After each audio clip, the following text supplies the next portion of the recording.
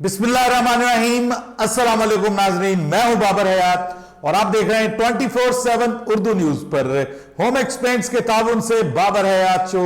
नाजरीन, वही हुआ जिसका डर था। चौथा T20 match Pakistan versus New Zealand सिर्फ बारिश की नहीं बल्कि आज तो यालाबारी की नजर हुआ है। रावलपिंडी क्रिकेट स्टेडियम ने सफेद चादर आज ओढ़ ली थी और ऐसे लग रहा था कि जैसे ये रावलपिंडी क्रिकेट स्टेडियम नहीं बल्कि ये लॉर्ड्स का ग्राउंड है जिसमें कोई स्नो पड़ी हुई है। और मंजर तो बहुत खूबसूरत था वहां की हद तक, लेकिन यह है कि बहरहाल ये आपको पता है कि ये जो हेल स्टॉर्म होता है ये बहुत खतरनाक होता है, इसके नुकसान आते हैं। अल्लाह पाक इससे महफूज ही रखे तो अच्छा है। लेकिन आज रावलपिंडी क्रिकेट स्टेडियम में यालाबारी हुई है और खूब यालाबारी हुई है और पाकिस्तान ये मैच अब वॉश आउट हो गया है। पाकिस्तान की उम्मीदों पे भी पानी फिरा है। पाकिस्तान के पास एक बड़ा मौका था कि आज के इस मैच में पाकिस्तान जीतता और ये सीरीज अपने नाम करता,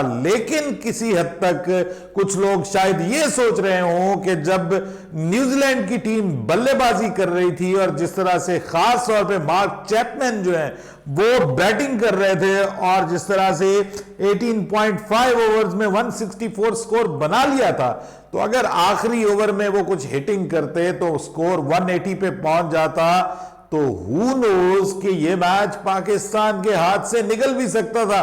पाकिस्तान का जो चेज करने का रिकॉर्ड है वो कोई बहुत अच्छा नहीं है और आपको पता है कि चेजिंग में पाकिस्तान के बल्लेबाजों के हाथ पांव फूल जाते हैं। तो ऐसी सूरत में जब आपको 180 के करीब टारगेट मिल रहा था और आपके लिए वो एक चैलेंजिंग टारगेट बन सकता था, कीपिंग इन माइंड कि उसके बाद फिर बारिश और फिर डकवर्थ एंड लोइस मेथड भी बीच में इन्वॉल्व हो सकता था। विकेट गिरने पे आपके वो डीएल जो मेथड है वो बीच में आ जाता तो वो आपको हरा भी सकता था और ये सीरीज जो है वो आपस में दोनों टीमों के बराबर हो सकती थी। इस तरह से किसी हद तक ये कहा भी जा सकता है कि ये मैच जो वॉश आउट हुआ है किसी हद तक ये पाकिस्तान के लिए ब्लेसिंग इन डिस्गाइज भी हो सकता है। लेकिन बहरहाल मैच होना चाहिए था और पाकिस्तान का हम रिप्लाई पाकिस्तान की देखना चाहते थे जो नहीं हुआ। पाकिस्तान ने आज एक बार फिर नौजवान यंग बॉलिंग सेंसेशन PSL की दरियाफ्त और माफ कीजिएगा और जबरदस्त डेब्यू करने वाले एहसानुल्लाह को आज एक बार फिर इग्नोर किया और समझ नहीं आई कि आज फिर इस नौजवान को क्यों मौका नहीं दिया गया। अब देखिए ना, अब सिचुएशन ये हो गई है कि आज का मैच वॉश आउट हो गया, अब लास्ट मैच है। अब लास्ट मैच जो है वो या तो पाकिस्तान सीरीज जीत जाएगा या फिर अगर हारेगा तो सीरीज 2-2 से बराबर हो जाएगी।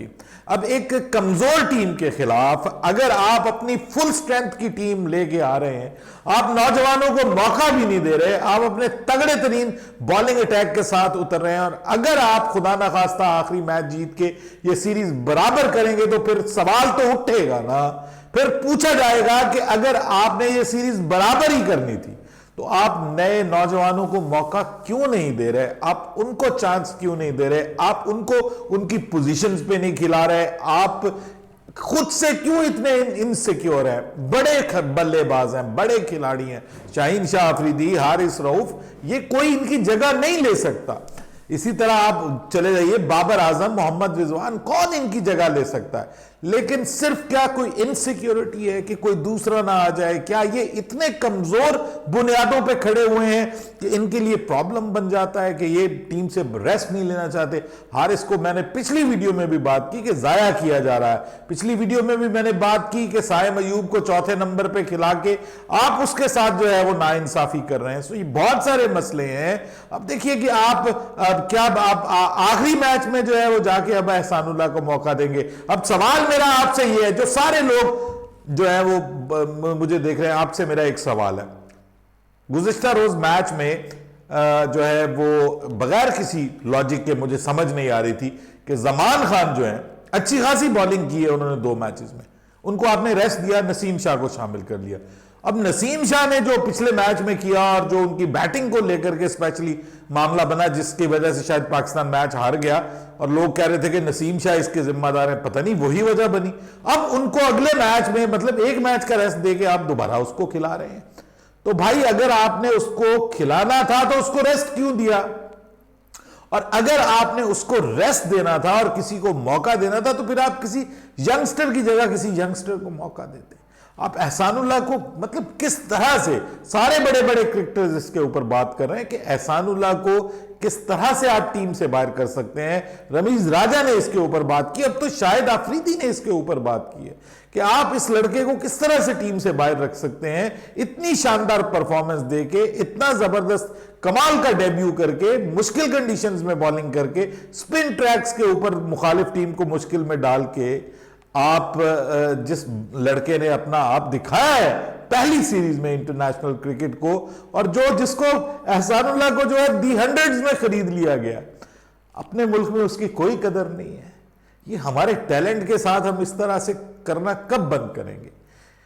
बहरहाल मैच जो है वो मार्क चैपमैन काफी हद तक पाकिस्तान से ले गए थे, लेकिन बात यह कि आज के मैच में एक बार फिर इमाद वसीम जो है वो आज जबरदस्त उसमें फॉर्म में नजर आए। बीइंग अ बॉलर आज उन्होंने 19 रन देकर 3 विकेटें हासिल की, शानदार बॉलिंग की, सबसे अच्छी बॉलिंग की, सब बॉलर से अच्छी बॉलिंग की उन्होंने। अदरवाइज बाकी सभी बॉलर्स को जो है वो मार पड़ी है, हत्ता कि शाहीन शाह अफरीदी को भी 10 के उससे पड़ी है, जमान खान को पड़ी है। अब जमान खान को जब आप एक दिन रेस्ट देंगे अगले दिन आप खिला देंगे तो ये मेरी तो समझ से बालातर है।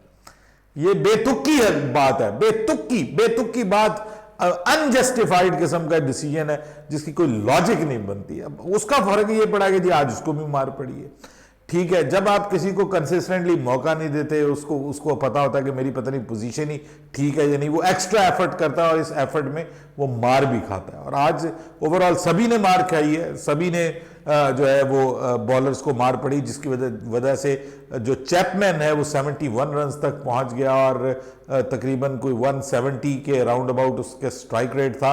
तो पाकिस्तान के लिए खतरा था आखिरी ओवर में, अगर मिसाल के तौर पे इसमें जो लास्ट बॉल है इसमें ही चौका छक्का लग जाता और आखिरी ओवर में 10 रन बन जाते, 180 हो जाता तो पाकिस्तान के लिए मुश्किल हो जाती। बहरहाल we will have to wait and see कि आखिरी जो है वो जो अब T20 मैच है जो कि अब ईद के बाद इंशाल्लाह होगा, 24 अप्रैल को वो होगा, उसमें अब इस तकदीर का फैसला होगा। अब 2 ही रिजल्ट पॉसिबल है इस सीरीज के, या तो ये बराबर होगी दोनों टीमों के दरमियान अगर पाकिस्तान मैच आखिरी हारता है, या फिर पाकिस्तान ये मैच जीतकर आखिरी जो है वो इस सीरीज को 3-1 से जो है वो अपने नाम कर सकता है। Let's hope for the best and let's hope कि थोड़ा सा जो है वो ये जो अक्लमंदी का फैसला हो और नए लड़कों को भी मौका मिले। ऐसी सीरीज में नहीं मिलेगा, ऐसी सीरीज में आप जो है वो करेंगे तो फिर मतलब जीत जाएंगे तो आप कहेंगे, लोग कहेंगे कि क्या सी टीम के खिलाफ आप मैच सीरीज जीत के और बढ़ के मार रहे हैं, और अगर आप हार जाएंगे तो ये उल्टा नुकसान, कहेंगे जी फुल स्ट्रेंथ टीम खिलाई और जो है वो न्यूजीलैंड की टीम ने आके सीरीज बराबर कर दी। तो ये तो उनकी जीत है जी, ये उनकी जीत है। अगर उन्होंने सीरीज बराबर भी कर दी तो ये उनकी जीत है और हमारी हार है। आज नजम सेठी साहब ले आए जी सामने फिर मिकी आर्थर को, और मिकी आर्थर साहब जो हैं वो आज बड़े रंग में नजर आ रहे थे, कह रहे थे कि पाकिस्तान मेरे खून में शामिल है। बहुत अच्छा लगा यार ये सुन के जब उन्होंने कहा कि Pakistan is in my blood. क्या बात है, कैसी जबरदस्त उन्होंने पाकिस्तान के खिलाड़ियों के साथ उनका ताल्लुक हमेशा से रहा है। 2017 में चैंपियंस ट्रॉफी पाकिस्तान को जितवाने वाली टीम के कोच रहे हैं, उसके बाद वो चले गए, लेकिन उसके बावजूद वो पाकिस्तान के बॉलर्स के साथ, पाकिस्तान के बल्लेबाजों के साथ ना सिर्फ राब्ते में रहे बल्कि अपनी काउंटी में भी जो डर्बीशायर है उसमें पाकिस्तान के बल्लेबाजों को, पाकिस्तान के बॉलर्स को मुस्तकिल मौका देते रहे। उन्हीं की मौजूदगी में शान मसूद जो हैं वो डर्बीशायर के कप्तान बने, अक्रॉस द फॉर्मेट कप्तान बने। सो खिलाड़ियों के साथ बहुत अच्छे ताल्लुक हैं, मैडी के साथ बहुत अच्छे ताल्लुकात उनके रहे हैं, इसके बाद शान मसूद के साथ बहुत अच्छे ताल्लुकात है। बाबर के बारे में भी अब उन्होंने भरपूर तारीफ की है और कहा कि बाबर एक लेजेंड बनने के रास्ते पे है, ये वो खिलाड़ी जो लेजेंड बन सकता है। तो सर लेजेंड इन मेकिंग तो है बाबर आजम। अपनी बल्लेबाजी से उनकी बल्लेबाजी की तारीफ की कि मुझे उन्होंने ग्रांट फ्लावर ने कहा था कि बाबर आजम की बैटिंग आप लाहौर में देखें जाके, तो वो कहते हैं कि जितनी उसकी कमाल की बैट स्पीड है, तो वो कहते हैं मजा आता है इसकी बैटिंग देखने को। ये without any doubt Babar is a great batsman, और पाकिस्तान का तो मुझे लगता है कि ग्रेटेस्ट बैट्समैन बनने जा रहा है बाबर आजम, इसमें अब दो राय नहीं है। लेकिन दुनिया के भी लेजेंड बनने में उसकी कोई रुकावट नहीं है। बात फिर वो कप्तानी की आ जाती, वो एक अलग इशू है। लेकिन लोग कहते हैं कि आप उसको अगर बल्लेबाज के तौर पे हाईली रेट करते हैं तो फिर आप उसको कप्तानी के तौर पे भी हाईली रेट करें। कप्तानी उसकी इंप्रूव्ड जरूर है, इश्यूज सिलेक्शन के हैं, इश्यूज नौजवानों को उनकी कुर्बानी का बकरा बनाने के हैं, उनके नंबर्स नीचे करने के हैं, उनको उनकी जगह पे मौका ना देने के हैं, ये इश्यूज हैं। होपफुली दुआ करें कि ये रिजॉल्व हो जाए। और मिकी आर्थर जनाब पाकिस्तान की टीम के डायरेक्टर क्रिकेट बन गए हैं जी, और टीम के डायरेक्टर बन गए हैं, और इसके बाद अब वो पाकिस्तान को जो है वो एशिया कप में ज्वाइन करेंगे, पाकिस्तान और भारत के मैचेस में होंगे, वर्ल्ड कप पूरे में वो पाकिस्तान के साथ होंगे, फिर वो पाकिस्तान और ऑस्ट्रेलिया की सीरीज में भी पाकिस्तान के साथ होंगे, फिर वेस्ट इंडीज जब पाकिस्तान आएगी तब भी वो पाकिस्तान के साथ होंगे, पाकिस्तान टीम के ड्रेसिंग रूम में होंगे। और उनकी गैर मौजूदगी में जो है वो ब्रैडबर्न जो है वो हेड कोच के फ्राइज सरंजाम देंगे, और मॉर्नी मॉर्कल जो है वो पाकिस्तान के बॉलिंग कोच हैं। और लेकिन नजम सेठी साहब ने बताया है कि मॉर्नी मॉर्कल जो हैं वो आएंगे आईपीएल के बाद। आज फिर उन्होंने एशिया कप के ऊपर बात की और उन्होंने कहा कि भारत हमें ये कहता है कि जी मैं न्यूट्रल वेन्यू पे खेलने के लिए तैयार हूं, लेकिन आप जो है ना वो इंडिया में खेलने के लिए आए, फिर हम तैयार होते हैं न्यूट्रल वेन्यू के लिए खेलने के लिए। लेकिन पाकिस्तान कहता है कि अगर आप यहां पे आएंगे तो हम वहां पे जाएंगे, अदरवाइज अगर आप न्यूट्रल वेन्यू पे खेलेंगे तो फिर हम भी न्यूट्रल वेन्यू पे जो है वो जाएंगे। और नजम सेठी ने वाजे तौर पे कहा है कि पाकिस्तान के जो क्रिकेट फैंस है ना जी, वो ये चाहते हैं कि पाकिस्तान बीसीसीआई के नीचे ना लगे।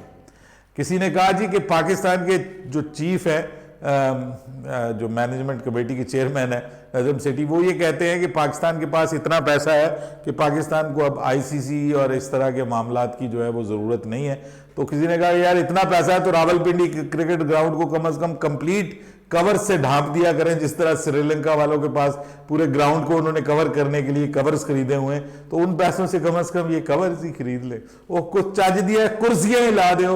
यकीन करें शादी ब्याह वाली कुर्सियां जो है वो वहां पे पिंडी क्रिकेट स्टेडियम में वीआईपी सीटों पे रखी होती है, वो जो 20-20 रुपए 30-30 रुपए किराए पे मिलने वाली कुर्सियां वो रखी होती है। तो ये शर्म आती है यार, कम से कम इंफ्रास्ट्रक्चर ही इंप्रूव कर दे। पैसे लैके कितने चले जा रहे हैं तुझी सेठी साहब, ये पैसे ला दे उस स्टेडियम से होते। पिंडी का स्टेडियम वैसे तो बहुत खूबसूरत है लेकिन इंफ्रास्ट्रक्चर वाइज फारिग है। आज ये भी एक रीजन है कि अगर आप फुली इक्विप्ड होते तो आज का मैच हम देख पाते। अपनी राय दीजिएगा कमेंट सेक्शन में। बाबर हयात को इजाजत दीजिएगा। अल्लाह हाफिज।